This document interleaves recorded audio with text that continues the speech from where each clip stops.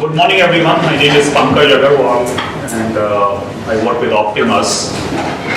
And yeah, thanks for coming over. Actually, we had a sold-out event, and we had almost 85 confirmations, and so it looks like it's an interesting topic. And what we are trying to do is we keep it very like interactive session, because we cover some questions here. Then feel free to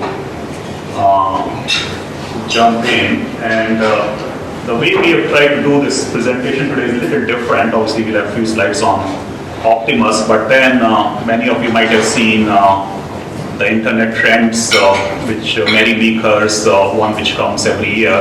She publishes 355 slides, or she has published 355 slides this year. So we've taken some of the slides, and the idea is just to provoke thoughts, and then we can include them in our discussions. And I did not share this with panelists, so it might have come as a surprise, but yeah. So, and then we will do a quick survey beforehand, which my colleague is going to help me with the technology part of it. And actually, I have a 16-year-old, I was talking to her last evening. I said, testing in an interconnected world, and I said, we'll be doing a survey. And she said, oh, that's a good example of how an app and mobile and it is touching various things. So those are the type of applications we'll actually be discussing today. Also, I'm not a Mac user, so about Optimus, many of us actually, I see a good number of faces here, mix of customers and many people from the industry. So we have been in PC market for almost 7 years now, and we are one of the leading companies now in town. We are one of the very few companies which is headquartered in Vancouver, and we have offices here in Vancouver and Delhi. And really our model is we have many customers, they will engage us locally as well as use our own subsidiary in India. We have almost 125 clients in Western Canada and some in US, and have delivered quite a number of projects. And the way our model works is what we really call seamless extension of your team. So how the customer success becomes really our success, and we work very closely with the customers to deliver various software projects. These are the three things which we do: app dev and data analytics. More and more it is moving to the cloud, and we have a team around Azure, and we also have a sister company called Tribus. They work on AWS. And then a big part of business is testing, but again moving more and more towards test automation. And our market segment is software vendors, mid to large size companies, and primarily in North America. And the type of things which we do is three big trends, which is cloud, data, mobile, and interconnected devices. And we are seeing more and more of IoT happening, and we have many customers in the IoT space now.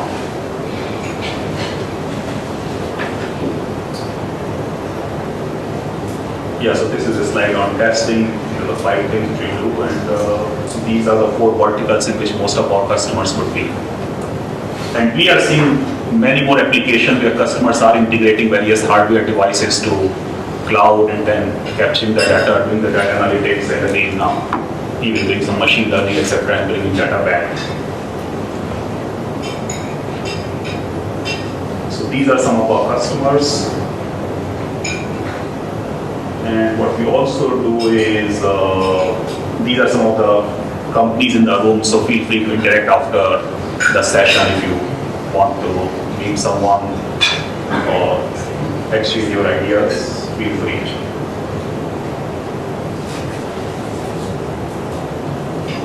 So this is a quote actually which I saw on Qualcomm when I was doing the search actually. It's interesting when they say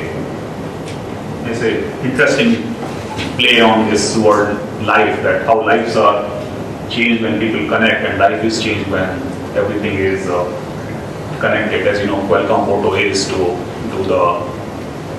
be the leader in the interconnected world.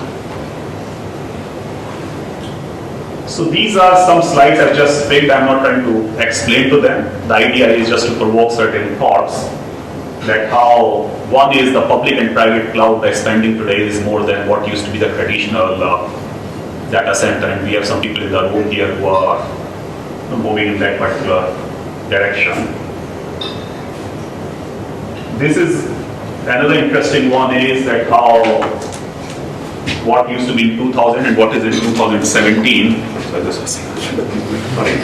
But from on-premise to cloud-based, from perpetual license to subscription, and from UX is actually, we have another slide on UX on how from a very generic UX to personalized UX. And all these are, we are seeing in the testing world, how they are impacting the testing. So a very traditional testing role is evolving into a very different role. And the growth engine, sales versus product purchase decision, it is bottoms up. And I know, Steve, you and I were chatting once in Lululemon where you started using, I hope it's not confidential, but yeah, you started using the cloud for your mobile application, and suddenly other people started using, and we are seeing more and more where a particular department or division will start just paying to the credit card and take an initiative on a particular SaaS or cloud, and then suddenly it becomes an option. CIO doesn't have any other option just to otherwise embrace it. Yeah. And then also today the customer satisfaction, customer engagement, you can see almost on a daily basis. This is another very interesting slide, and again how the testing is changing quite a bit, right? How the designer to developer ratio used to be. So if you see this company, Atlassian, which is basically manufacturer or vendor of Jira, etc. 5 years ago, they had one designer to 25 developers. Now they have one designer to 9 developers. And so the design and UX and UI is becoming more and more important for customer adoption.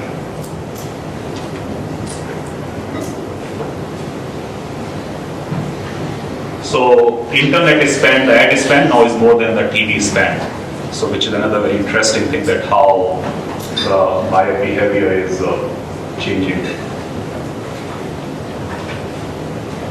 So this is more a slide I took because what's happening is, particularly from the test automation perspective, a lot of now things are moving on the back end. So because there are new ways of software delivery, APIs, browser extensions, etc.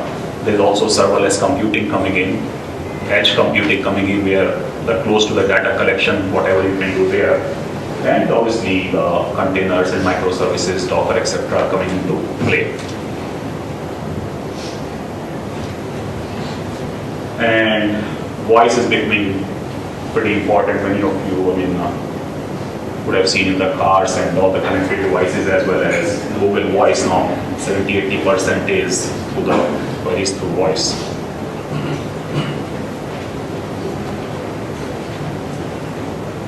And again, I think maybe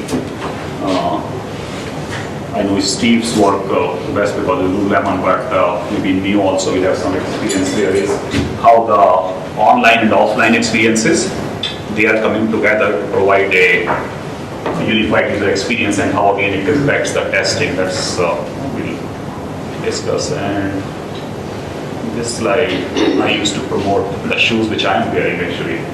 So this is a success story of 2016. So these guys, what they did was the shoe design and the production changed 16, 17 times in a year. So they kept on getting the user feedback and incorporating it in the product. And generally I wear decent shoes, but I've never worn a shoe as comfortable as this one. Only 2 colors, only online, and pure merino wool. And you can just put it in the washer and you're ready to go. And so the issue is, when we designed, what I brought this slide was, you see how the e-commerce sessions, how the growth is happening in the business. So how do you get ready for, make sure that the e-commerce site works and it scales up that way. So on one side is the testing of the real product, and the other side is the your business part.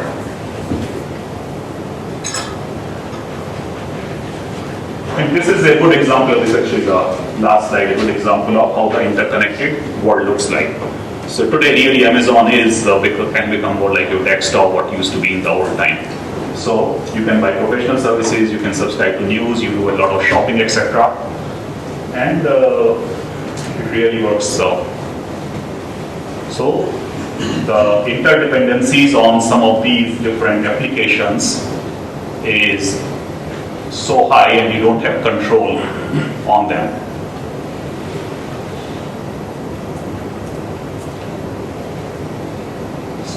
So do we do the survey first or we do the... Yeah. Then we'll come back to this slide. Yeah. So we just want to do a quick poll of the audience. So if you bring out your mobile phones, if you text the number 37607, and then you can answer with your, submit your response there. So do you have a formal testing process?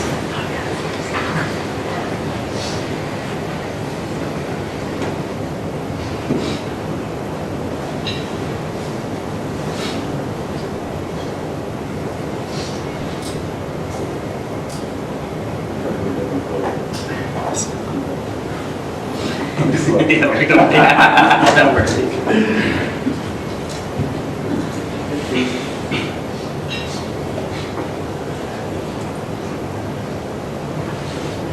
Looking good for the yeses, that's good.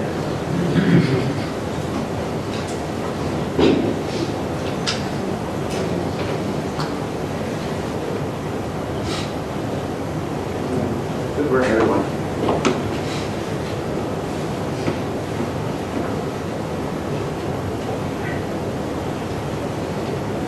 Pretty good. Yeah.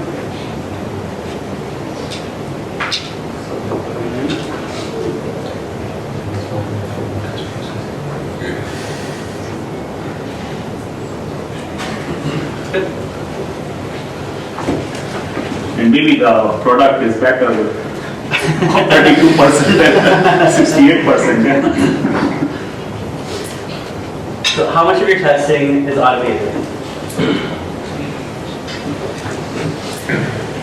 Less than 25, 25 to 50, 51 to 75, 76 to 100.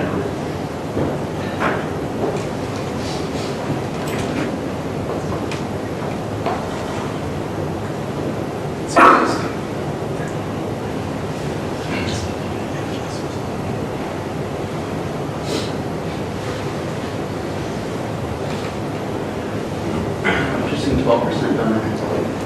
Wow. Mm-hmm.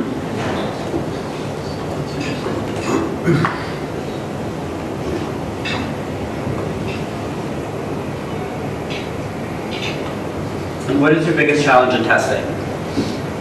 Is it knowledge gap, resources, a moving development plan? Nothing. It's perfect.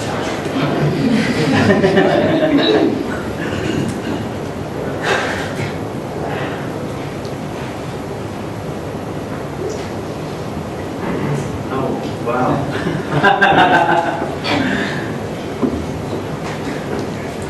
Who's down here? Something that shouldn't be here. Yeah. You can join our panel next time.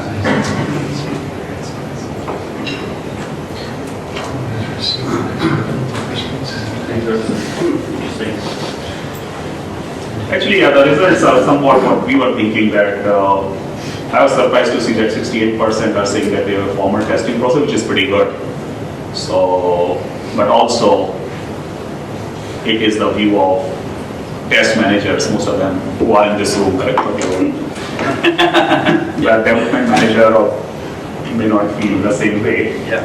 But also, yeah, most of the places the automation is typically it's 60-70% is pretty good. Yeah. Great. And this one, yeah, resources again comes. Knowledge gap, and I'm surprised to see that it's so high, but yeah. So thanks, Kate. Yeah. So this was just a good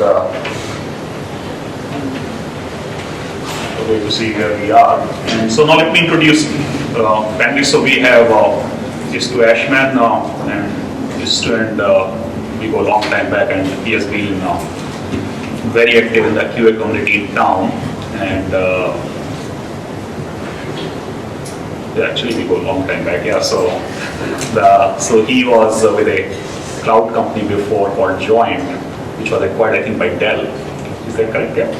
Yes, correct. Yeah, and then he was running QA at Vision Critical, and now he's helping Neo Global, which is actually very interesting company. And why don't you just to share more about the company, the work, what you see as testing of it? Sure. So, just recently joined Neo Global, a company that's been producing sort of wearable heart rate monitoring for about 10 years, a little over 10 years, and slowly sort of pivoting into more of a services and a cloud operation where we have a very sort of unique and proprietary kind of way of thinking about health, heart health in particular. It's called PI, Personal Activity Intelligence, and we're trying to take that to a broader audience. For example, there was my colleague here is wearing a Garmin, and it's one of the companies that we'd like to sort of work with, and Fitbit is another. But it's basically, the idea is it's first one because it's based on your own heart rate, and it's not, kind of something generic and not equal like steps. Steps for a 71-year-old compared to a 16-year-old are not the same thing, but your heart rate is yours, unique to you. So yeah, I'm working at a company with a lot of quality challenges in the sense that we have hardware devices that need to sort of talk to mobile devices, mobile applications, and then sync that with the cloud, and also provide cloud services to researchers and other folks. An interesting space. And then we have Steve. Steve has been running the mobile for Lululemon. And there are a lot of changes going on in Lululemon, so it's I think must be your role has enhanced, so that's pretty good. And Steve again used to be another company in the event planning space, and then he moved to Lululemon, and actually Steve is responsible for, I don't know how many of you remember Lululemon mobile app a few years ago. It was necessarily not one of the best apps, and but Steve has taken it to the next level. Maybe Steve, why don't you share? Sure. Yeah, so we took an app, I think, when I first joined the company a couple of years back. It had a pretty bad crash ratio. Obviously, we have a very dedicated fan base. Their only ability to buy them is either in the retail stores, on the app, or on the website. There's no other place to buy it. So we have a unique customer, and they're coming to one area, so it's quite a unique experience, I think, to develop a premium feeling. We have premium clothing, we have to have a premium app. So one of the first things we sort of focused on was testing and kind of understanding where our crashes were, where our exceptions were, and really trying to narrow that down to sort of a bare minimum, which we did. So we spent time, probably over about a year or so, really listening to the customers, listening to the crashes, getting the right reporting in play, because a lot of that is really understanding what the actual issue is. Once we got that down to pretty much a bare minimum crash ratio, we then also started working on what's the next level of mobile for us, and what are the main things that people are asking for. So we went after an offline experience on mobile. So what we found, what we thought as a premium experience is that it doesn't matter what device you're using, whether it's a high-end latest 7 Plus or a 5, whether it's got fantastic Wi-Fi connection or if you're on 3G. We wanted the experience to be virtually the same for everyone. So the only way we could do that is to go offline. That meant that we had to somehow keep our catalog offline, keep it up to date. And also the main purpose of the app is for checking out and buying the product. So how do we deal with the offline-online states there? So we've just released the app last week. Could say that because of a lot of the testing that we've put in play, we've had virtually the same crash ratio, 0 point something %. So very, very low crash ratio. And we've now fully integrated an offline experience. So it doesn't matter what you have. It's every page is snappy. Obviously, images will load in, but at the same time, they're preloaded from the background. And we keep the app actually nicely under, try and keep it under 300 meg in size. So compared to most apps out there as well, I think we're doing a pretty decent job with the amount of data we're storing offline. So that's what we've been doing. And last but not the least, Larry and I actually worked together, and then Larry was with Quick Mobile running their QA, and now he's with with a very interesting company called Vizier. Is that how you pronounce it? Yeah. And so they are in the big data space in HR, and obviously a lot of back-end things, etc. So why don't you share what? Well, I just joined this year about a month and a half ago. This year built workforce intelligence software. So in a nutshell, we imagine your organization with a lot of HR data, finance data. We import those data into our software, and then we provide intelligence like predictive analysis to answer the daily HR managers' questions. For example, if you have an organization with like 20,000 people, you want to know which department needs to hire what type of people in the next quarter to be in alignment with your corporate strategy. That's what our software can do. After spending like 6 weeks at the company, I am pretty amazed by the level of automation that the team has done. I actually never seen a place that has over 90% test coverage automated. And at the same time, the whole QA team can write code to automate. I have not seen them doing any manual testing in the last 6 weeks. So I think this is the trend of most tech companies who doesn't really want to focus any resources or effort on doing more manual testing, but having what we call test developers to work directly with the rest of the development team to test smarter, to automate as much as possible, to provide quickest feedback to development. From the survey that we just saw, I was one of the person who put down knowledge gap as one of the challenges, because, well, when you have a team as technical as what I have now, the biggest challenge would be the domain knowledge gap. So people would focus more on picking up technical skills, knowing how to code, knowing how to actually be almost like a developer, but they may not remember that it's also important to understand the domain knowledge of your industry. So to be able to test properly, even when you do automated testing, you should still understand the whole industry with domain knowledge inside of how do HR managers work day in, day out, how do they use our software.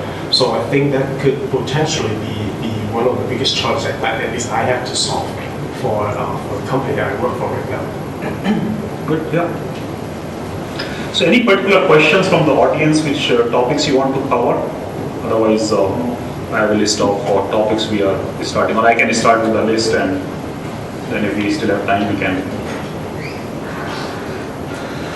Yeah, okay, let me start. So, sorry, go ahead. More of a real life situation that you guys handled when test development and QA engineering team is getting out of sync from the product. So basically there is some kind of crisis, some fixes, or some feature that wasn't thought through, and then the development start to branch out a little bit, and the QA is out of sync with the development, and they're trying to catch up, and then how would you guys, interested to see how you guys handle that if you got this wrong? Yeah, actually that's a good question to start from, and also I think I'll add that you don't have control over many things now. So how do you plan for testing? Earlier you used to have a monolithic application where you know, okay, 33% time or 40% time of 100 hours of development, I'll plan for testing. But now some API may get broken, some other vendor may have an issue, performance issue, and user is seeing only your front end as the primary user experience criterion. Yeah. Do you want to start? Yeah, go ahead. Yes. So I think the situation you're describing is fairly typical. I mean, anyone who's either in waterfall or agile kind of situation typically has that QA lagging development to a certain extent. So as soon as you have that kind of situation, you're likely to see that get worse if you can't keep up in any way. So the whole focus of automation is really to try to sort of, combat that particular problem.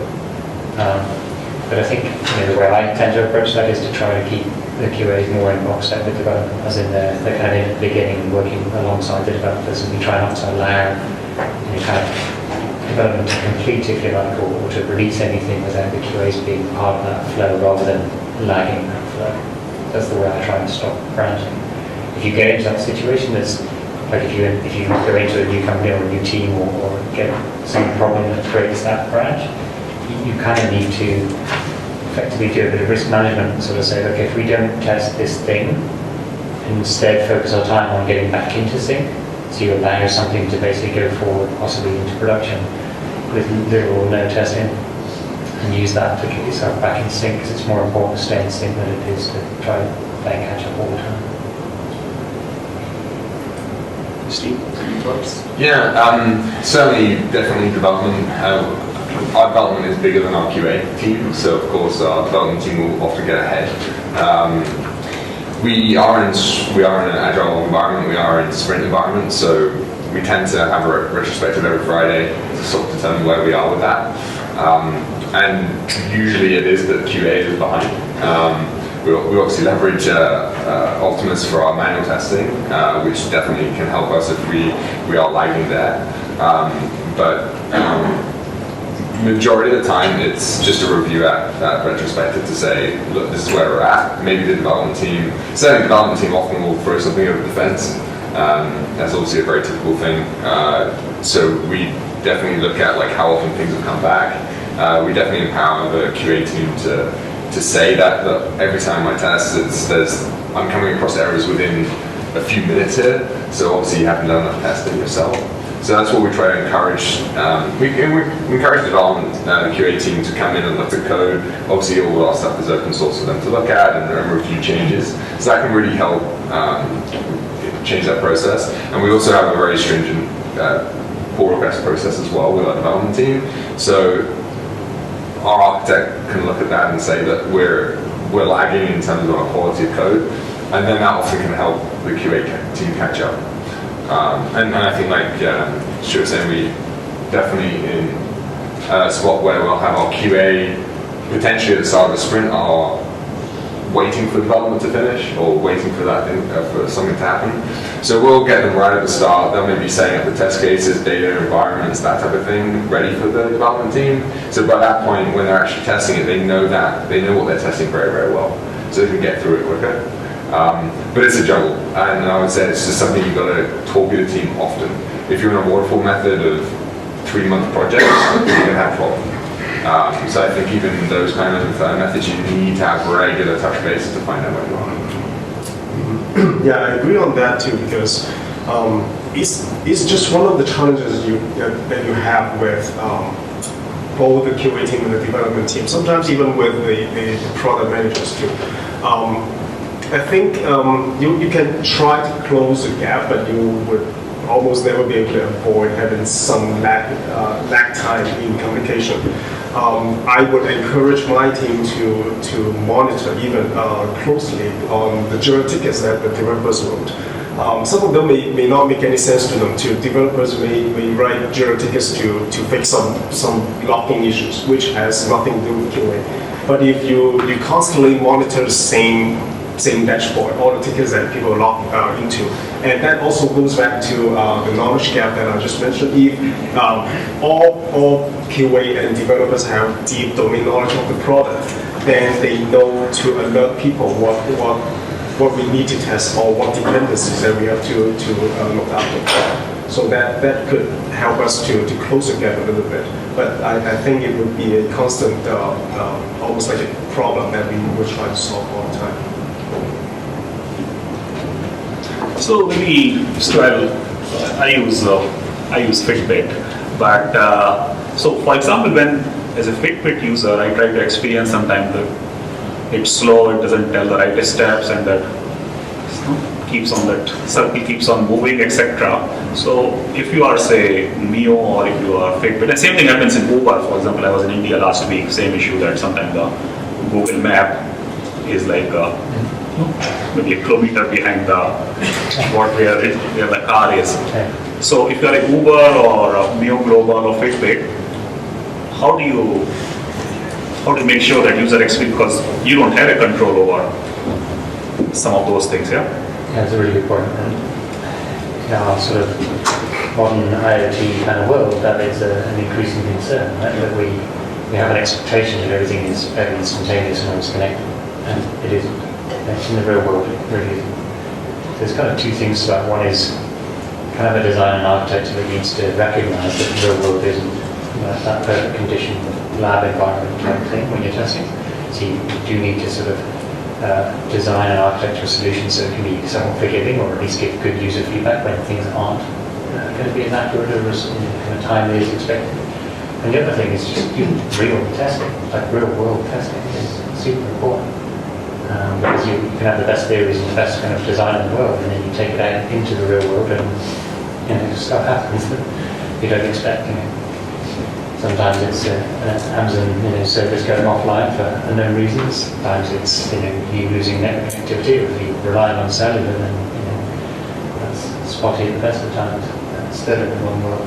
So, yeah. So where does automation fit into some of these scenarios? Can you?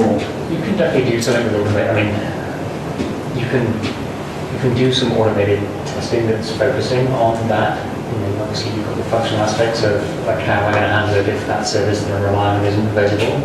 But you can also do that kind of like more, whether it's sort of fault injection type testing or sort of first type testing of what happens if I've got a spotty network, or if I've dropped X amount of packets, or those kind of things. So any thoughts or? Yeah, so I was just recently at WWDC, and something that was really great that they brought to the ESCO community at least is wireless debugging. So certainly for a lot of people out there, that's something that you should definitely have a look at. So that's obviously a lot of the time when you're developing, you have that cable connected to your phone. So if you're doing any kind of run analysis or anything anything that you want to do in terms of altimeter or anything like that, it's been very difficult up until now to do anything apart from sort of hoping that you don't pull your laptop off the table while you're trying to do something in a sort of debugging way. So wireless, that's definitely now allowing people to test kind of more real world. So that's a great enhancement I saw when I was there, from testing specifically. No real comments about, obviously with Lululemon we don't have too many third-party involvement yet, but yeah, it's with our offline implementation, a lot of it was, there's so much unknown that we don't know what's going to happen. We don't know when you're going to connect connection, when you are going to get connection, how do you tell the user? You don't want to be overly communicating to them, so you only communicate to them in the important times, especially for us, that's around checkout. If they're browsing and adding things to cart, we don't care if they're online, offline. Obviously, we're storing and syncing that data in the background when we do have connection, but it's not something that's totally relevant for them at that time. But obviously, when they're going to go and buy something, that's when you want to be saying, oh, well, now you're offline, so you probably need to be online soon, or obviously we can't go past this step. If you're not online. So I think it's that a lot of discussion with the UX team and the design team about how you design around the problems you know you're going to face. My experience in that area would be the product that we built in previous work, reduced beacons. So we tested the app with enough beacons. When I say enough, I mean 50. Try to make sure that put 50 beacons around the office and they would do exactly what we expected them to do. Then at one event, they ended up having 300 beacons in the room, and we didn't anticipate that. So of course, the lesson learned is, well, if you can never test enough. So say now I know that I can test 300 beacons in the office, and the next event will have 600. How do you deal with them? The root cause of the problem that we had with that scenario was that we didn't understand enough of our own implementation in the app working with beacons. So if development and QA together had a deep understanding of how both iOS and Android work with the limitation within beacons, then we would be able to test and at least communicate that to users about how what are the limitations that you will face, and try to avoid that. Maybe because there are IDs and stuff that you can put into your setup in your beacons. Try to work around that rather than thinking that okay, I tested that for enough beacons, it should work in X number of beacons in real world. But of course, there are always things that we would miss. I would think after almost 18 years in QA, no matter how good we think we are, there are always things that we'll miss. We just try to minimize the impact to a large population of users and be able to react quickly, of course. So, so let me take a cue from this one. So that question actually I didn't think for the last one.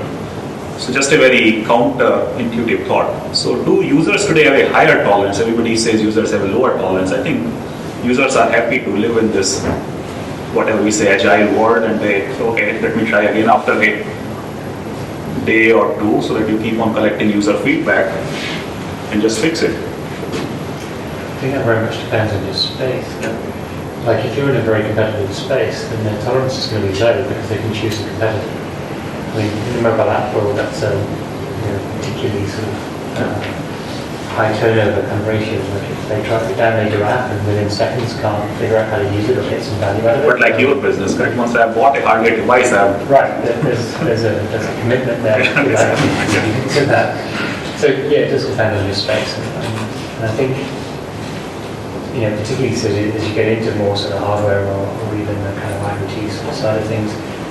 Because some of those devices are replacing something that used to be the most reliable thing ever. But if you have a wireless or Wi-Fi connected or enabled wearable device in my space or anything in your home, you expect that thing to be super reliable because the thing it replaced was. Yeah. So there's a kind of perception thing there about like it being just rock solid. So yeah, I think the tolerance can be quite low in this place. Yeah, the only thing I would say with that is I feel like over the years, I started in the event-based event market, and when we first started, it was you could put almost any app out there. This was we actually did the app for the Olympic Games in 2010, so we put that out, and I think it was a very solid app. Many problems with it, but everyone was tolerant that they even had an app at that point. And now, as it's day to day, everyone has 100 apps in their phone, and you only have one screen real estate of a couple of apps. People are going to definitely move away from your app if there's any type of problem. Just recently, we obviously, as I say, we launched our Lemon app, and a couple of features were not there once we released. Obviously, we added a lot, took a couple away, and immediate responses. These aren't here. Why are they not here? I expect them to be here. 1 star. And so I think it's one of these things that people also have a voice, which is great. People have a voice that they can connect to. At least we can reply to them now in the App Store, which is great. But I think the tolerance for poor UI, certainly I've seen responses on our app and other apps that have said, why didn't you test this? Why didn't you test this scenario? I could have, it's the first thing I came across. And of course, like Larry says, it might have been something that, for us, when we look at analytics of previous versions, it's almost nothing. It's like 1 or 2 users, 1% of users, but those people are often the most, they'll bring that to the attention of you very, very quickly. So I think everyone's more tech savvy now. Everyone has an iPhone now. I think prior to that, maybe it was more of the tech market that had, sort of 7, 8 years ago, it was only the tech market that had the phones. And so now, my wife has a phone, and I showed her the new app, and I said, what's your feedback to it? She said, yeah, it's great, and that's pretty much the feedback. And I said, well, what about, there's no lag, there's no problem here, the image is loading instantly, and it's just like, yeah, well, I'd expect that. Yeah. So like the days are gone now where they want to see loading times, they want to see anything else. It's just they expect it to be instant, otherwise they're going to put it down. So Larry, let me jump to a different question. So about the automation. So when the features are changing so much, user experience is changing, user experience feedback is coming so fast. So how do you automate? Because in the traditional world, automation was more around regression testing, that the same test case will be done and again, but now that's not the case, yeah? Yeah, it's good question. That's why we are not focusing on automating the UI level test.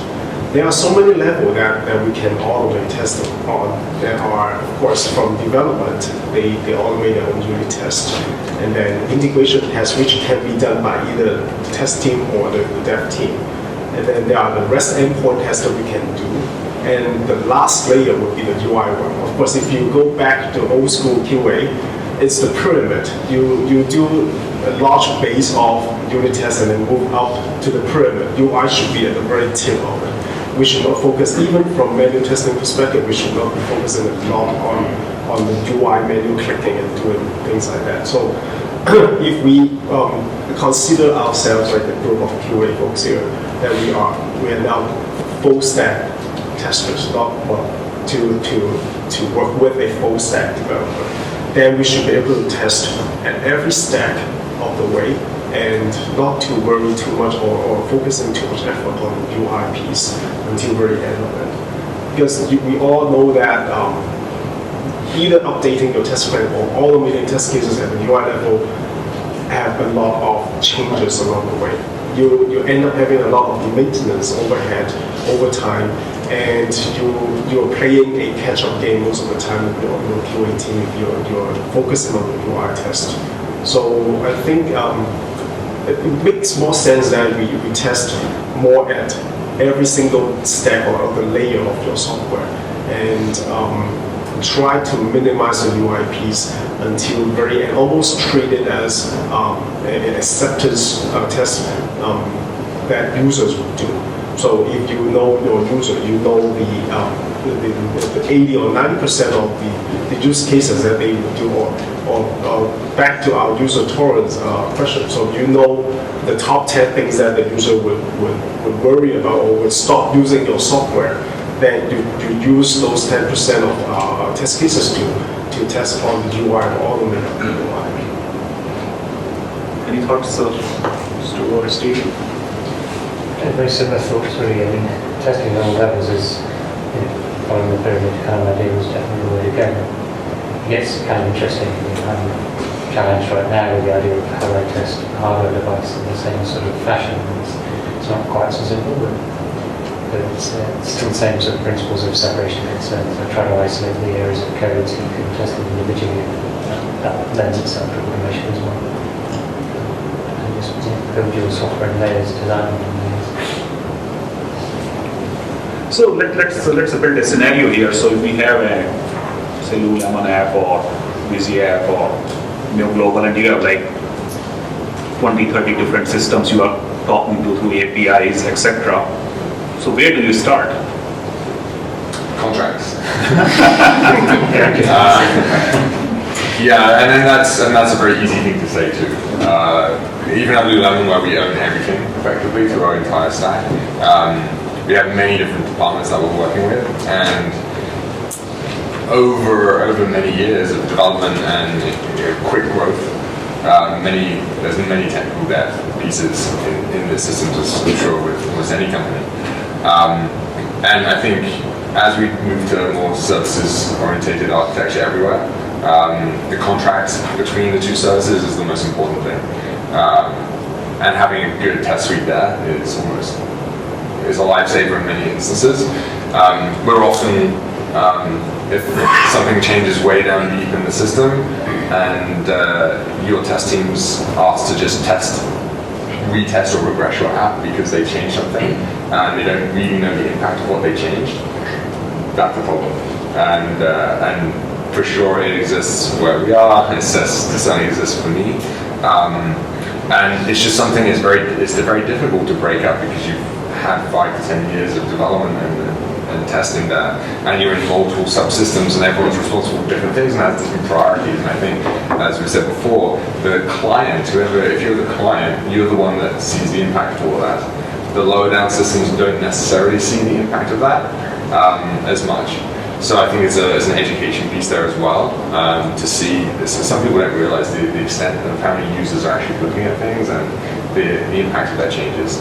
So I think education is key there, and contracts to make sure that if I change something here, I know I only have to worry about the next level, not all the way up the stack. So if you can kind of get the context in place, then that can really help.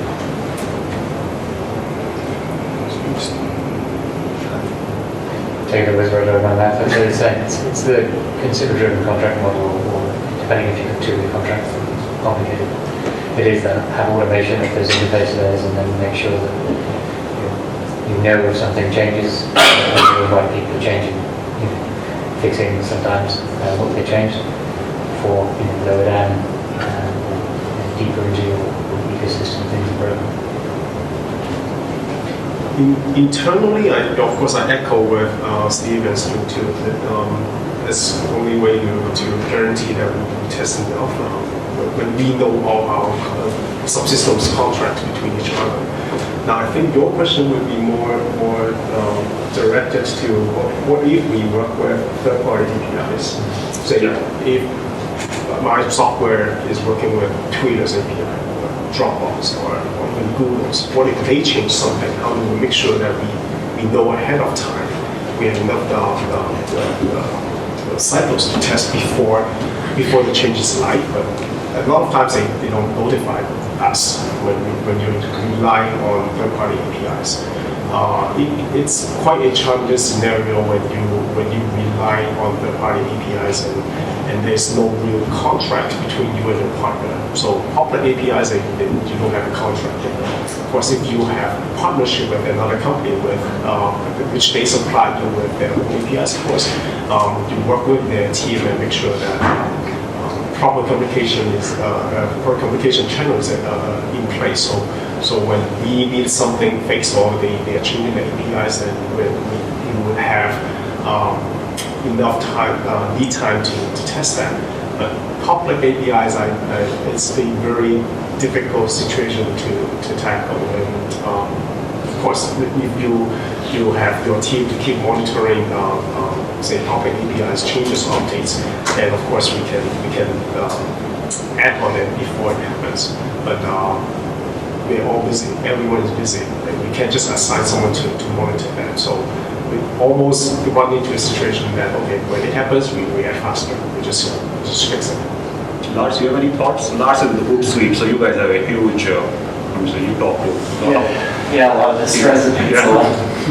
So I'm the product manager of our mobile apps at Hootsuite, and of course we integrate closely with Twitter and Facebook and Instagram and other social networks. So we rely a lot on their APIs, and we also have a very tight relationship there. So if there are large changes, we're usually notified, and they've got public change logs and things like that. But every once in a while, something will change under the hood without us knowing, and they can lead to downtimes and crashes, and hopefully we detect it. We've got quite a bit of coverage, but we're not testing their APIs. We don't have automation purely for that.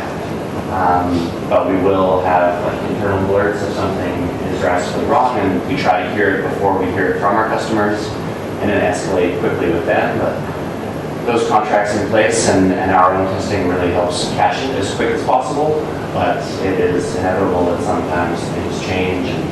And some mobile apps are very heavily typecast, so it can lead to crashes in the worst of cases and performance issues on the website itself. So as much of the contract as possible, and then protect yourself with automation where you can.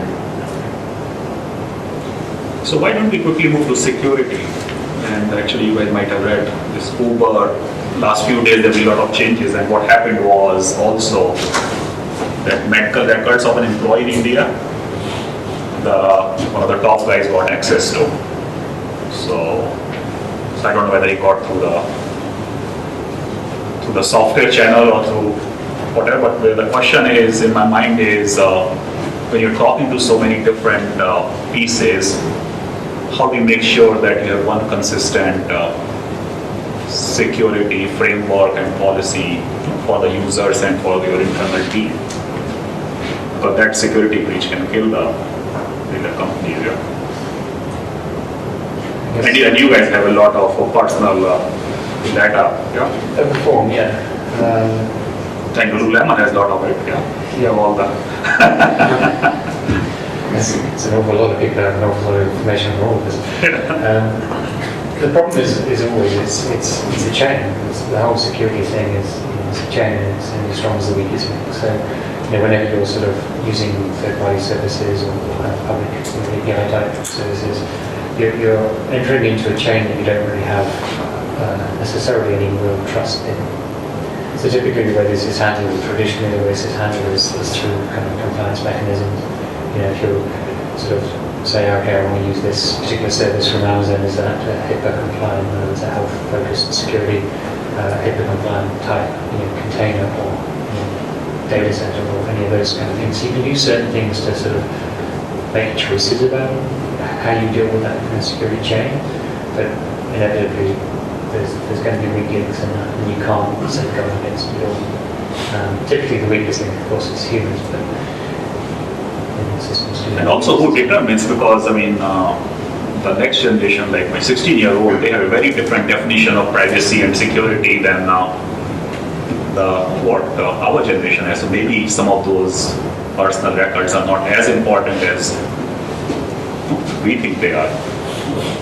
I mean, from a PII standpoint, also the country makes a big difference about where you're storing your data. If you're in Germany, then obviously almost just your name is PII.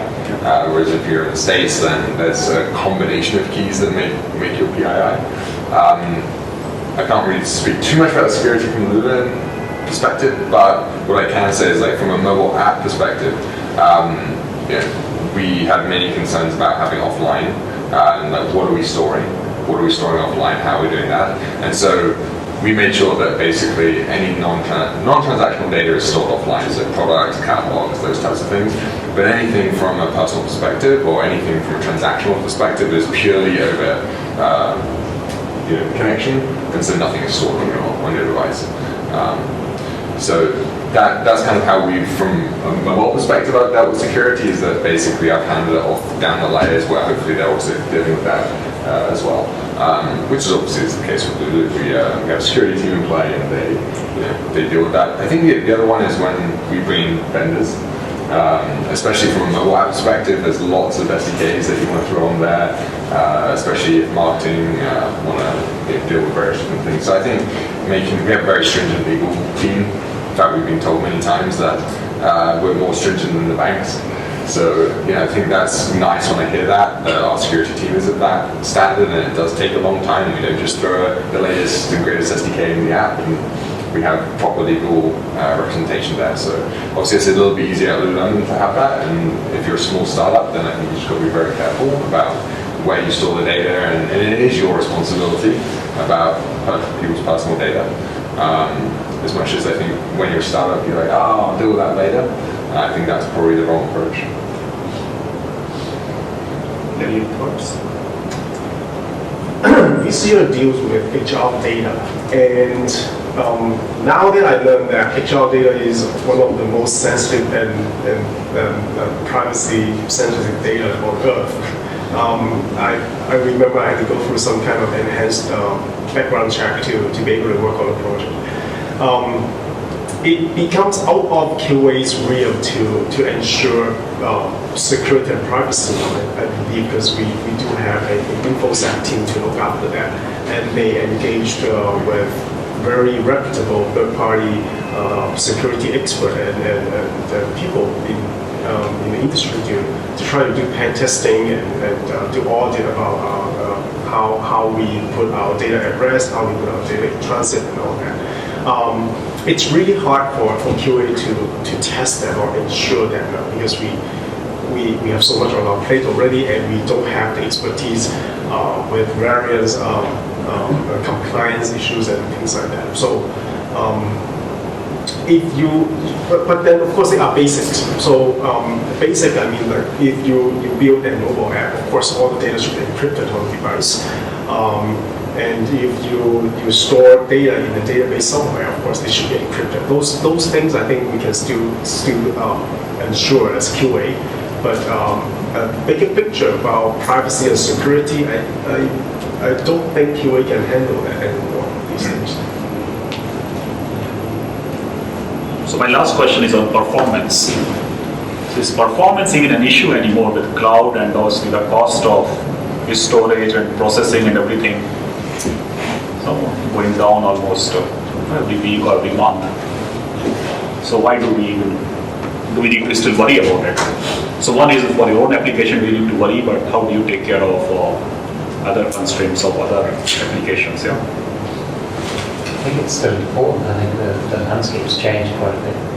Like in terms of being able to serve the needs of your customers in a more performant way, there's an awful lot more tooling infrastructure at your fingertips. The horizontal scale of, like the latest kind of ease of horizontal scaling of serverless computing. It gives you, mass amounts of spike power, if you like, at your fingertips. But it just changes the kind of model and changes the way we need to think about performance. You still have the usual network performance problems of depending where you are or where you are in terms of the client side to the server side, and physical location, geographic location have a big part to play in that. But again, the technology is helping with that. So testing it becomes harder in some ways. How do you test that spike of 100,000 users suddenly hitting within 1 second of your particular site or service? Those are things that are that require automation to do anything sensible with in terms of performance. But because the scale of things changes, the scale of your automation needs to change to meet those needs to test those things.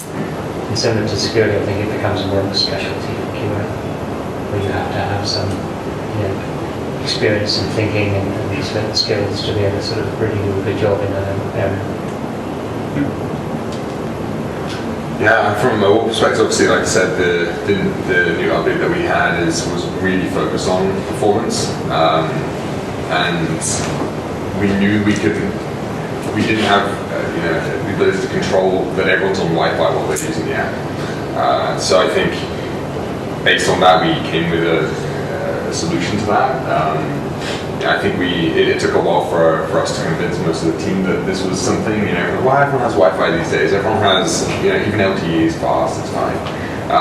But simple analytics that we had in our apps just proved that, 11% of the time people were offline, all these different phases, and even if you have LTE, it doesn't necessarily mean that you have a great connection. And certainly with the amount of data that we were having back and forth, our app was totally obviously reliant on showing the latest catalog, showing the latest detail pages, showing all this kind of stuff, searching. I think searching was one of the big things that we wanted to make sure was really, really fast. And so by having the entire catalog offline, it's instant. As instant as it can be with the hardware. So I think performance for us specifically in our app was 100% the thing that we focus on in the redesign and the architecture. And so I think when it comes right from the architecture, we knew with the existing architecture we had, we couldn't really do much more than just rely on the network, and so we wanted to be above that. So I think it just depends on your application that you're having and you're using. And obviously, one of the ones I've noticed recently is like Strava. It's the one that sort of tracks your running or tracks your cycling. And before, I rely very heavily on my phone to do all the tracking, and it was very slow to upload afterwards. It took a really long time, and it kind of affected even though it's not responsibility to Strava, it affected my relationship with that app. As soon as I got the Garmin, it literally just syncs and it's instant. I don't know how it's different, but my experience now with Strava is fantastic. And we're again relating on third-party frameworks for that and relying on different hardware. But definitely the performance of an app, certainly for me, affects the way I use it. When we think about testing or performance testing, this is what I've seen in the last couple of years and now. And then he comes by from performance testing background, yeah. So did a lot of that a long time ago, of course. It's really different. What we do now is usually test or get benchmark of your build. Benchmark, sometimes it could be response time from a query or response time from REST APIs or response time for rendering your UI. It's more localized. You get benchmark of your one of the build that you think is good enough, and then you keep comparing that from build to build. That's the localized type of performance testing. At the system level, it's almost always DevOps, maybe sometimes with help from QA to try to test the auto-scaling algorithm, because when everything is on the cloud, you want to make sure that your auto-scaling works. So instead of try to in the old days, like generate thousands or tens of thousands of virtual users and try to penetrate all the servers that you have and see the response time or how they break down. Now you don't want to see them break down. You want to see how all the scaling work and how fast they react to see this spike. That's more on infrastructure and DevOps side. Of course, on your application side, it kind of makes sense to do the localized type of performance testing. Then you know that, okay, I have a benchmark build, and I want to make sure that every subsequent build will be at least as good as the previous one, and in the functional level. Then at least it gives development and QA some confidence that, okay, I didn't do something bad to hinder on performance or the user experience of the performance of the app. Yeah, on our side, what we are seeing is, I think a lot of work in the last 3 years moved from manual testing to typical Selenium-based UI automation. In the last 1 year, more and more is moving towards back-end automation, which you were saying. So in the pyramid, we are seeing less and less of traditional UI automation. Second thing which we are seeing is a lot of customers who have 15, 20-year-old software, very monolithic and talking to various systems in a traditional way, and now they are upgrading to all the cloud and services and Dockers, containers, serverless computing, etc. So that's another new trend which is happening, and that is a completely different way of automation and the testing, etc. So those are the two big things which we are seeing, at least in the local market. So any questions from the audience? I think,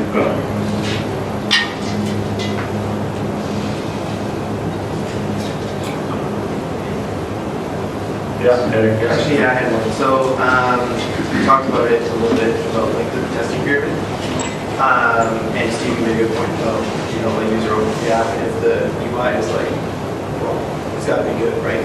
So I'm wondering if you're seeing an evolution in that pyramid.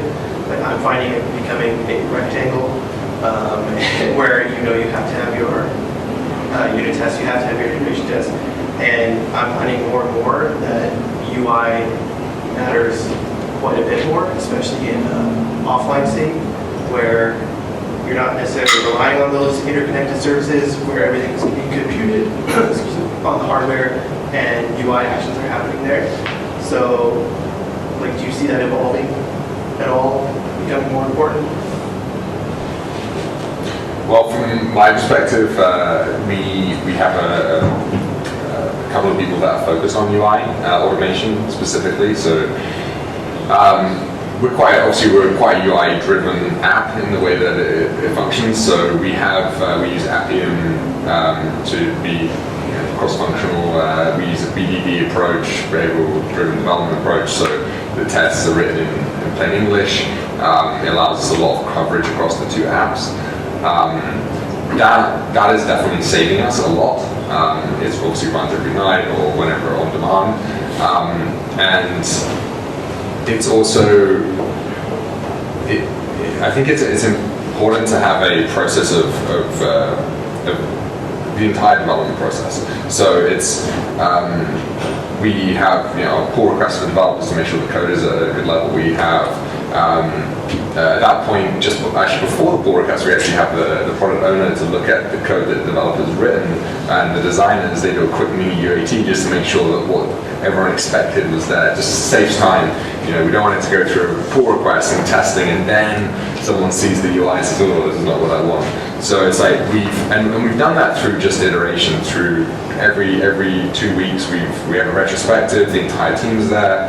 We talk through concerns, and I think over the last 6 months, we've probably changed our process 10, 11 times, and we keep iterating it. So, and I think depending where you are in your development lifecycle. So, for example, if we haven't released the app yet and we're doing an extended piece of work, our work is different at that point, our testing is different at that point.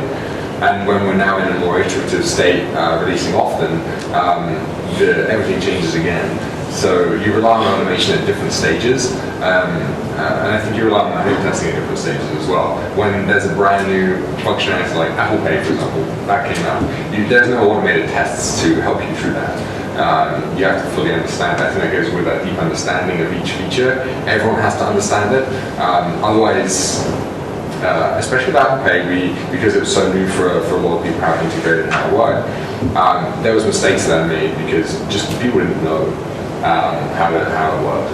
And the biggest one for us was that addresses would come into, we assumed that Apple did some kind of verification that addresses exist. They don't, so you can add 111 as an address. So those types of things can really throw you off. So I think it's just it's unique to your app or your application that you have to figure out the best level. Like it might be super UI heavy, it might be, if it's very based on mathematics and you have to be inch perfect, then obviously your unit testing needs to be really solid and maybe not so much your UI. So I think it's not a one shot fits everyone, and you just have to be very adaptive. And that can be hard for a lot of people because someone's maybe done their QAing their way for a long time, and so it's just about that constant chat that really helps to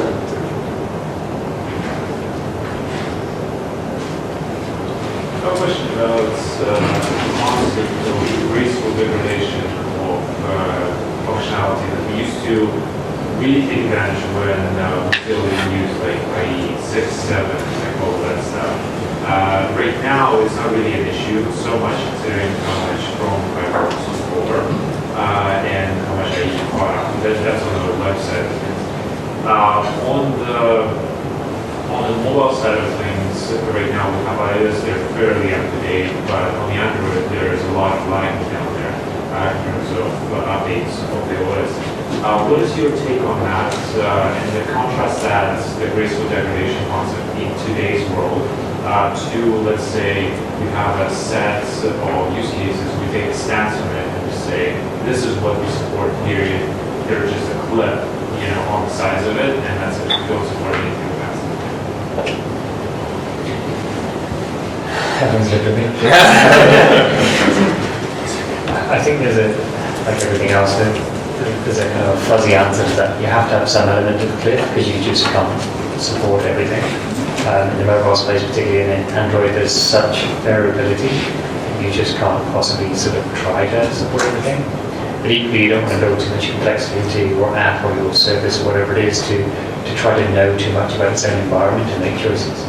We used to have horrible code in kind of web apps that was, if IE6, then do this horrible thing.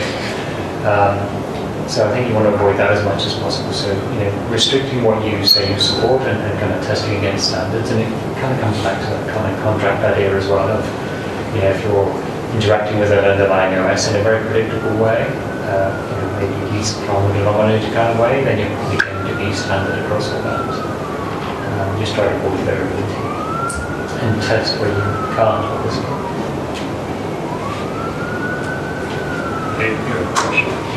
So, one of the biggest challenges that my team faces is when we do not know the impacted areas, and we sometimes rely on the dev team to say, hey, by the way, you change this piece of code, can you tell us what does it impact?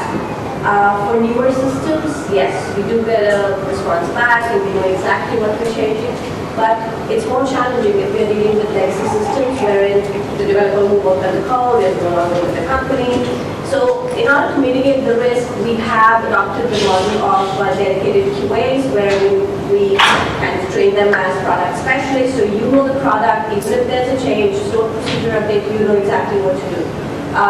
What else can we kind of put into place so that we make sure that we are kind of mitigating the risk associated with this gray area, which is unknown impact areas. So like anything you guys are following, like best practices? It's a time-consuming exercise, of course. Like assuming you have a good regression test suite. Yeah.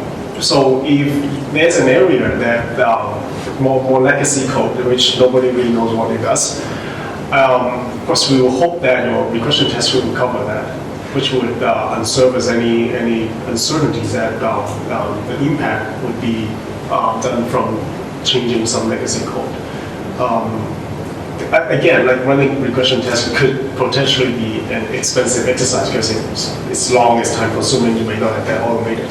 But that would be one of the approaches that I can think of to mitigate risk. When you're changing some code. Sometimes it's as simple as like, oh, I'm just going to change a piece of code. Like it's just like one hour of development time, but just make sure everything's working fine. And that's like maybe like 2 days of testing effort for my team. So that's kind of challenging. So I just wanted to get your opinion about what else you can do. So that's regression testing. Yeah, one of the things that we've done, many of our systems we don't have exact, our production environment doesn't match our stage, doesn't match our QA. So that obviously causes lots of problems and causes a lot of regression problems. So from a mobile app perspective, what we did for the most part is we knew that we weren't going to get the contracts from all the different teams in a timely manner. So what we started to do is just look at, let's go and we build our own especially through all our APIs. We use Swagger as a kind of a definition of the APIs. We mock dated everything. So we worked with like a Node.js server and mock data. And so basically we were able to more closely validate the app and all the possible scenarios that we could possibly think of that might change. And so the beauty of that is that the development team can keep going even when those systems are down, because often there's so many people trying to use those systems that sometimes they're down. And it's very difficult, especially when you're developing an offline architecture, like what's wrong was a big problem half the time. Like, is it our server down? And it was great in terms of testing our app, but it's very difficult when you're actually developing it. So being fully in control, your team being fully in control of your area is the biggest number one thing you can do. Because as soon as you can get full control, and it doesn't necessarily mean that you own everything behind it, just means that you have ways to replicate it. That's where we found stability. And once we have that stability, now we can go off and tell those people, look, this is what we did to get around the issues. And actually what's happening now is a lot of people starting to use our system to do that. So that's now a good point to education for the rest of the team about, well, that was really a temporary measure and we want to fix the underlying issues now. And that opens up real conversation because you're not also then putting pressure on them. Obviously these other subsystems have their own timelines, their own projects, and they don't have the time to fix it. And usually everyone has the same problem. And it's just someone has to step up and fix it. And I think that's what we did in our team. So data is always a problem. And what we did to start with, a part of that regression cycle we were talking about, is we identified in that QA if it takes 2 days. In fact, when we first started, ours took about 7 to 8 days to regress the app from start to finish, which obviously is insane if you want to try and release it any kind. If we want to do a 2-week release cycle, we can't have an 8-day cycle of QA. So we just looked at the big areas. What can we push manually with the team that can just get through things quicker? Obviously that gets to a limit. What then are you automating? And then take the things that you, and not even just like how you make QA go faster, just understand what is the piece that gets you the most accuracy or the most consistency. So you may be improving speed, but you want to be focused on what's providing a more stable app, or what's providing a better user experience. And know what your smoke test is, know what your full regression test is. And the other big thing actually I heard you say about you don't know what they changed, or they kind of don't really tell you. They have to show you the code that they changed. They have to give you the version control they changed. They give you access to that, fight for that, because then your QA can start to learn what exactly they changed. They can look, oh, your validation changed in this way, and I can see an error just in your code, let alone I don't have to test it. Yeah, I think that's a great comment as well. Like we use Bitbucket, so like all my QAs are now kind of getting into the way of actually looking into like, okay, there are 2 commits, but hey, we supposed to have tried a code freeze like yesterday, but I see 2 recent commits done like 15 minutes ago, like what's going on? So that kind of definitely empowered our team as well. So that's something that being, like I look into overall quality assurance, but my tester team, it's just that they are going like above and beyond their regular testing role to ensure the quality of the product. So that's pretty much, testers stepping up and saying, hey, I don't care if you did make a change, but here's my piece and I'm going to ensure the quality. So yeah. Any other questions? So, Yes. we have 10 minutes left here, so. Yeah, so to Steve, so Lululemon is obviously a well-known company, and I understand that you're releasing an app that wasn't out there yet, right? We released one. Well, we released an update to an app that was already there.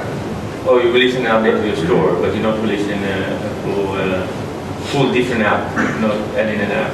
So the app itself was a complete rewrite from scratch in Swift, the iOS app specifically, and the entire architecture was different. So I look at it as a brand new app. Really. But it is a brand new app. So what do you do in the case that you're going to have a brand new app? Sounds like it. Yeah. The day after that you're rolling the update, Yeah. you cannot limit your users on your manifest because you already have an existing app, so you cannot narrow it down, so you cannot start with that. Yeah. Are you doing a test group? Are you doing A/B? Are you doing beta? So we couldn't do any A/B testing obviously because it was a complete code switch. It was from one old Objective-C code base to a Swift code base, so there was no real, and we made the decision early that we didn't want to have a combination of Objective-C Swift and kind of like go that way. Mainly because we were changing UI, we were changing backend, we were changing architecture. It didn't really make sense trying to live with the old app. Apple just released the fact they are going to do stage rollouts now, which it would be fantastic. Obviously, Google's been doing that for many years. But it doesn't seem, it seems kind of like they only allow you to do 5, 10, 20, and that's going to be in a little while. It's a very difficult position because obviously your business owners want you to release the app as fast as possible because they want to get the latest and greatest, but you also don't want to release an app that's is doing very well and has a significant amount of money coming in, and obviously you don't want to flip the switch and it then tank and you have to sort of deal with that quickly. There's no real rollback at that point.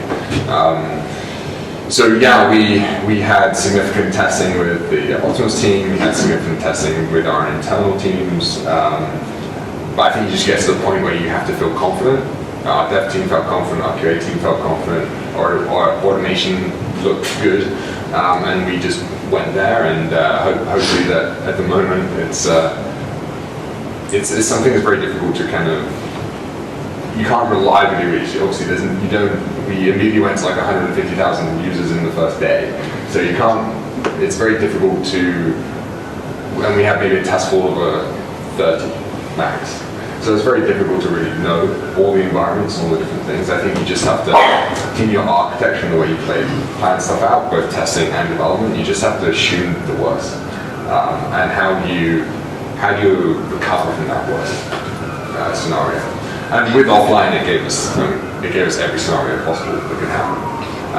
So I definitely, one of the things is look at offline in your apps and certainly poor connections. It's so easy to do now with like Charles and other things, to just run a poor network and just see how your app performs, and drop connections and things like that. But it's very difficult there's no easy solution honestly about just releasing an update that's completely right. You just got to be confident in yourself and in your team. Luckily for us, it went well. Good. Oh, okay. Okay. So why don't we skip you? We go to the lady. Yeah. And we can take questions offline later. Okay, please. Yeah, thank you. In a UI-centric, if the nature of the product is UI-centric, like a web app building editor, we concentrate more on UI testing versus back-end testing. How much of importance do you think we should be giving for automating back-end testing versus UI?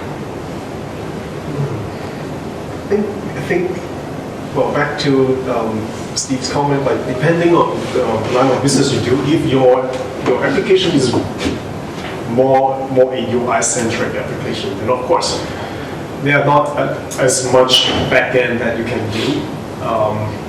And if you are talking about like a say, Google's draw the I/O. I don't even know how to automate that if I want to test that. Because it's purely a UI application that you want users to use and interact with. So that depends on the type of application that you build and test and the line of business you are in. It's not a golden rule that it's a pyramid. Of course, as testers or as QA, it makes sense to us. But of course, I've also seen white papers that it's like a funnel.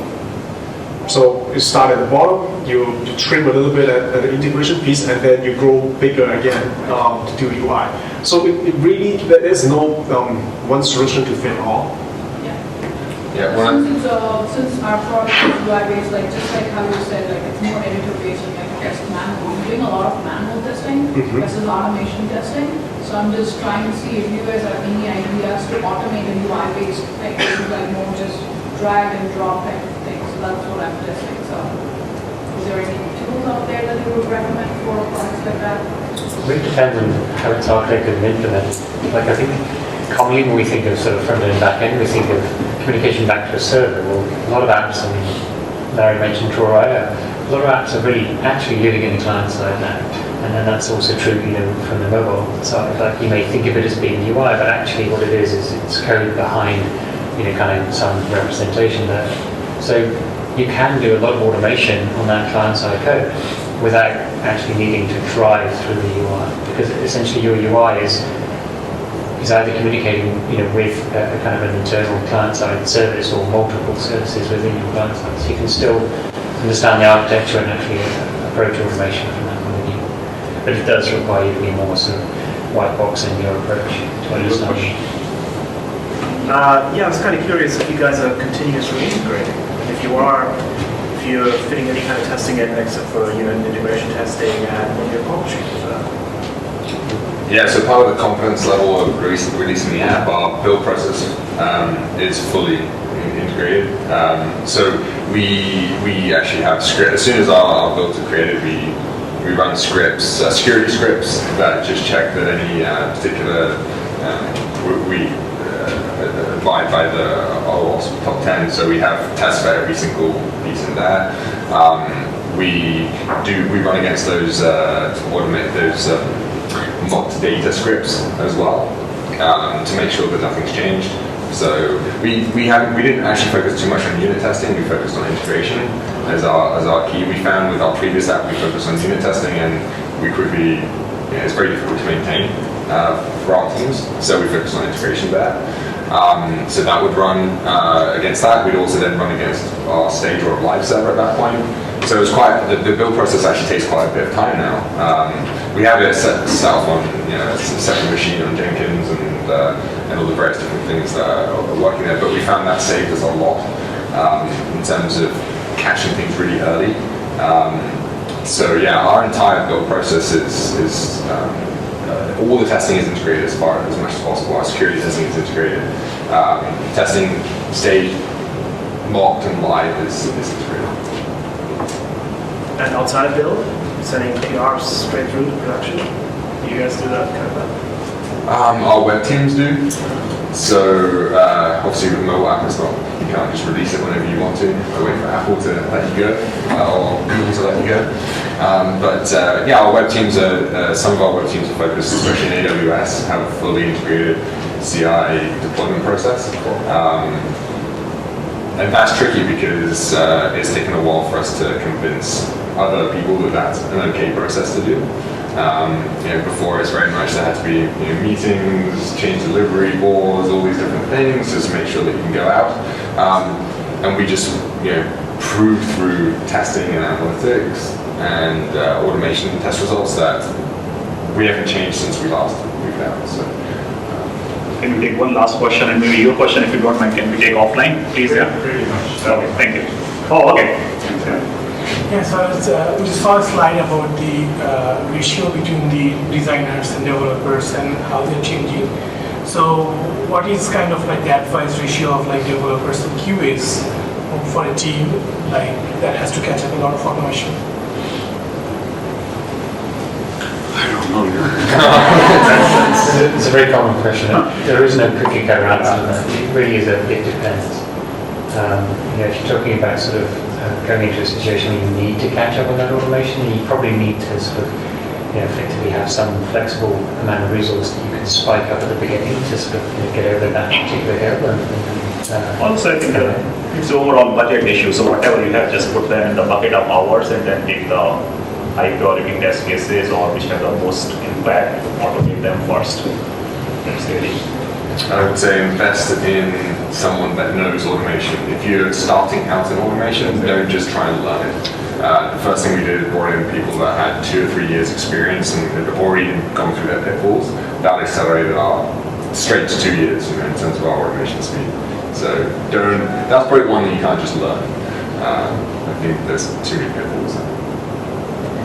Risk of the sales pitch, bring in someone who knows how to do it. Yeah.